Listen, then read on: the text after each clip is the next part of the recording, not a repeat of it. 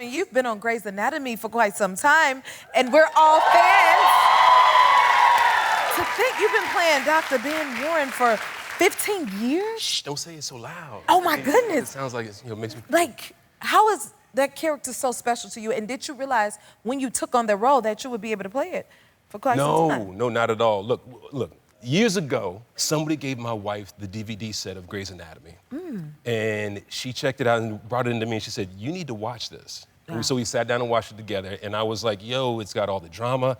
They bring in a lot of comedy. Like, they had these speeches that were like, Yes. I'm a classically trained actor. I got my Master of Fine Arts in acting, but I was like, I need to do this show. Right. And so, like, manifestation is a real thing because It is. I was going to say you manifested it. I guess, because a couple years later, a pilot that Shonda was doing, I went in for the pilot, kind of did my thing, went all out, got that. The pilot didn't go, which is like, for Shonda Rhimes to do something that doesn't become a hit, that doesn't it's like crazy. Right. Yeah. So I broke that one, but it's okay, we fixed it later. And then turned around and they said, do you want to come do a role on Grey's, a guest star role that was like 3 or 4 episodes. This dude dates Miranda Bailey and kind of does her dirty and then checks out. And yeah, see? 3 or 4 episodes. Fast forward to 15 years later. I caught that. That's Shonda Rhimes' superpower, is that she can tell, she can see something and be like, that works. She let it keep rolling. Now let's talk about your family, your real life family. You've been married to your wife for 26 years. Congratulations. Thank you.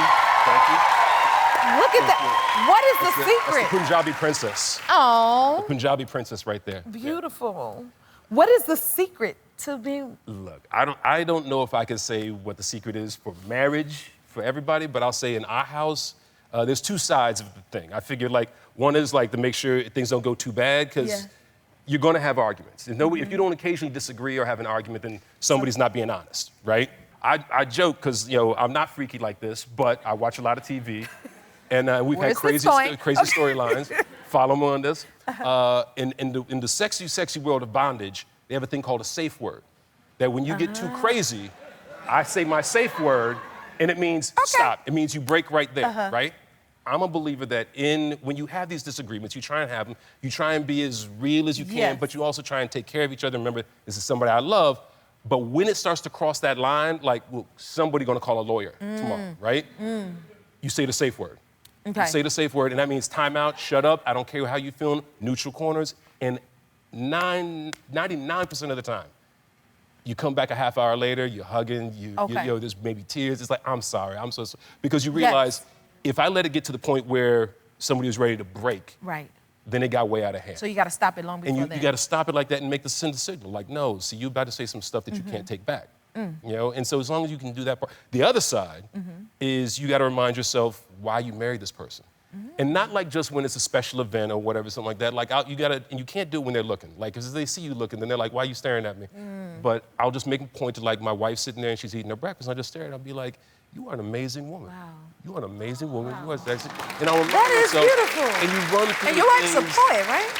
Yeah, my wife's a poet. And she's like, she is in the poetry world where I think I am in the acting world. Like, she's like, people know her, she's been in the game. Nice. And she's got a baseline level of respect. And she teaches at, she's taught all over Southern California, at colleges and that sort of thing. And so, like, when I see her in her world giving a poetry reading, or like when I read her poetry, I'm like, damn, I married right. Go ahead. I was like, okay, that's the trick. We got it.